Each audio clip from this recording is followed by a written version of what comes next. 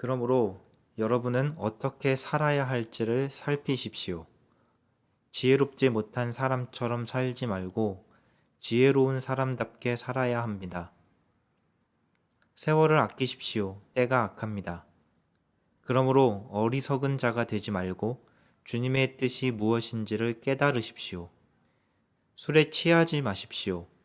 거기에는 방탕이 따릅니다. 성령의 충만함을 받으십시오. 시와 찬미와 신령한 노래로 서로 화답하며 여러분의 가슴으로 주님께 노래하며 찬송하십시오.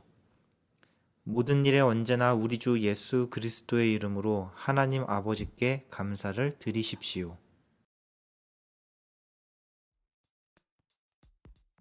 그리고 내일 세상의 멸망함을 알지라도 나는 오늘 사과나무를 심겠다 라는 말을 들어보신 적 있을 겁니다.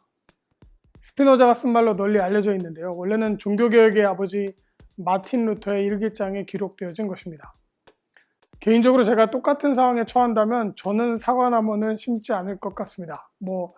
사과나무 묘종을 어디서 구해야 되는지도 모르겠고 사과나무를 심을 만한 마당도 없고 또 아마 24시간 안에 사과나무 한 그루를 심지 못할 가능성이 높습니다. 그렇지만 만약 인류 생존이 약 24시간 정도 남아있다라는 상상을 해보는 건 꽤나 흥미로운 일입니다. 이 결정은 매우 지혜로워야 하기도 하지만 결단력이 있어야 됩니다. 왜냐하면 무엇을 할 것인가를 고민하는 것도 24시간 안에 들어가기 때문이죠. 그렇다면 지금부터 저도 여러분에게 15초의 시간을 드리겠습니다. 한번 지혜롭고 과감한 결정을 내려보시죠.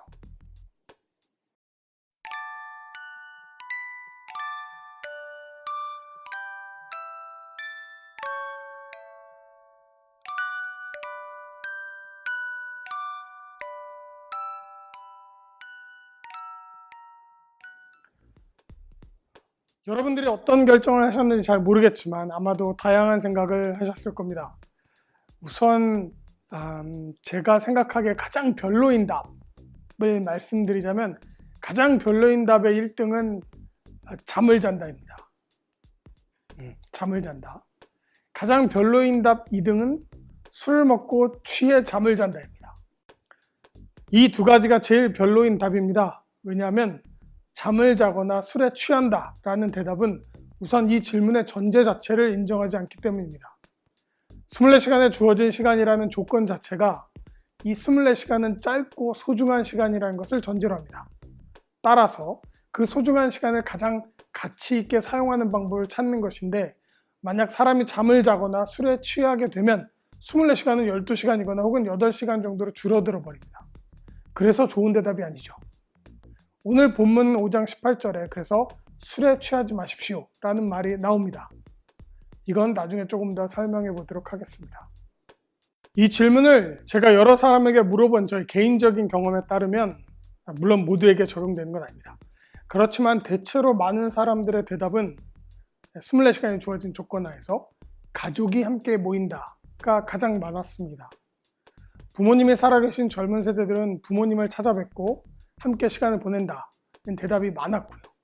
자녀가 있는 경우에는 자녀를 찾아 함께 남은 시간을 보내겠다는 답이 많았습니다. 만약에 만날 수 있는 가족이 없거나 그 관계가 여의치 않는 경우일 때는 그래도 자기를 아껴주고 잘 대해주었던 분들 혹은 본인이 아꼈던 사람들을 찾겠다는 사람이 많았습니다. 물론 예외도 있습니다. 항상 우리가 상상하지 못하는 생각들을 하시는 분들이 계시니까요. 일반화하기는 어렵지만 24시간 안에 무엇을 할 것인가에 대한 대체적인 답을 찾아보면 사랑을 하겠다 라는 말로 요약할 수 있었습니다. 일단 만남 자체가 사랑하는 사람들을 만나고자 하는 욕구가 강했고요. 사랑하는 사이이지만 그 관계가 깨어진 경우 그것을 회복하고자 하는 경우도 있었습니다. 아마 제 생각에 이게 일반적으로 24시간을 보내는 가장 지혜로운 방법이라고 많은 사람들이 생각하는 듯 합니다. 이 24시간이라는 시간을 좀 더 세밀하게 분석해 보면 시간은 곧 기회를 말한다는 것을 알 수 있습니다. 제한된 시간이란 우리에게 무엇을 할 수 있는 제한된 기회가 있다는 것입니다. 내가 사랑할 수 있는 몇 번 남지 않은 기회를 누구를 사랑할 것인가에 대한 질문이고 내가 해보지 못한 꿈을 이룰 수 있는 몇 번 남지 않은 기회를 어떻게 사용할 것인가의 질문이기도 합니다. 이런 상황에서의 기회란 무언가를 선택하면 다른 것을 잃어버리게 됩니다. 내가 A라는 것을 하기로 마음먹으면 같은 시간에 B라는 것을 할 기회를 잃어버리게 되는 것이죠. 제한된 기회, 24시간이라는 짧은 시간 안에 사람은 가장 소중한 방법으로 그 기회를 사용할 지혜와 결단력을 발휘해야만 됩니다. 여러분, 이런 건 사실 홈쇼핑에서 종종 볼 수 있습니다. 남은 시간이 3분이라거나 물건이 100개밖에 없다거나 하는 기회가 제한되어져 있다고 말해진 상황이 되면 사람들은 그것을 잃어버릴까 봐 하는 두려움을 느끼게 되기도 합니다. 사람들이 주로 가족을 찾고자 하는 이유는 아마도 나는 가족들을 사랑하는데 그들에게 사랑을 표현할 기회가 얼마 남지 않았다고 생각하기 때문일 것입니다. 반대로 이걸 일상으로 되돌려 보면 전혀 다르게 생각할 수 있습니다. 일상은 무제한의 시간과 같습니다. 우리는 일반적으로 일상을 살 때 무한한 시간과 기회가 있다고 착각하며 살고 있습니다. 사랑할 기회가 무한하게 남아있다고 생각하면 우리는 그 사랑을 표현하는 기회를 값싸게 여기게 되죠. 오늘 안 해도 내일, 다음 달, 내년, 수십 년 후, 아니 영원히 기회가 있다고 생각되기 때문입니다. 반대로 짧은 시간을 주게 되면 그 기회의 값이 올라가게 됩니다. 24시간 안에 우리가 갖는 기회의 값은 비싸지죠. 한 번도 놓칠 수 없게 되는 것입니다. 오늘 성서 본문에서 15절과 16절을 보면 제가 한 이야기를 조금 이해할 수 있습니다. 그러므로 여러분은 어떻게 살아가야 할지를 살피십시오. 지혜롭지 못한 사람처럼 살지 말고 지혜로운 사람답게 살아야 합니다. 세월을 아끼십시오. 때가 악합니다. 여기서 때가 악하다, 시대가 악하다라는 표현이 나오는데요. 바울이 말한 이 시대가 악하다는 개념은 시대의 마지막에 가깝다, 이 시대의 끝이 거의 다 되었다라는 생각입니다. 바울은 그 시대의 종말이 얼마 남지 않았다고 생각했습니다. 기회가 얼마 남지 않았다고 믿었습니다. 내일 정도는 아니지만 곧 이제 얼마 지나지 않아 세상의 끝이 온다는 생각을 갖고 있었습니다.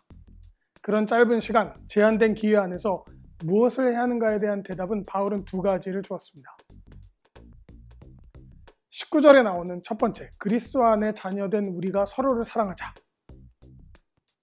20절에서는 두 번째, 하나님 아버지께 감사하자. 이 두 가지입니다. 왜냐하면 우리에게는 서로를 사랑할 시간이 얼마 없고 하나님께 감사할 기회가 얼마 남지 않았기 때문이었습니다. 가장 바보 같은 일은 술에 취하는 것이라고 생각했습니다. 시간과 기회가 아까우니까요. 그렇다면 이제 이 성서 본문을 근거로 조금 다른 질문을 던져보고 싶습니다. 과연 하나님이라면 무엇을 할 것인가? 라는 것입니다.